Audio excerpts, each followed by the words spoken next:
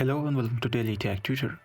In this tutorial, I'm going to teach you how to find and stop secret charges from Temu that happens even if you didn't buy anything. If this tutorial helps you, then consider subscribing and liking the video. If you have noticed small unexplained charges from Temu, you're not imagining things. Here's how to check what's going on and stop it.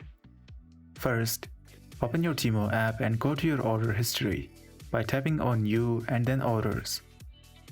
Sometimes there is a glitch where an item gets auto-checked out even if you didn't confirm it. Look for any orders marked processing or payment received that you didn't approve and then cancel it. The next reason for which you get charged secretly is express charging. You can go to checkout and then tap on shipping, and here you will have to select distant or shipping. My account is new and it will give free shipping regardless of what I buy, so it's not showing me that option. But yours should have.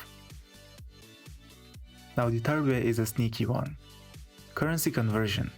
If you're shopping in another currency, your bank might apply fees.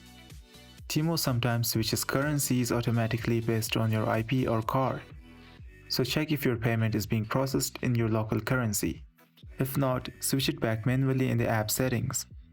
Go to settings and then select currency. Choose your local currency.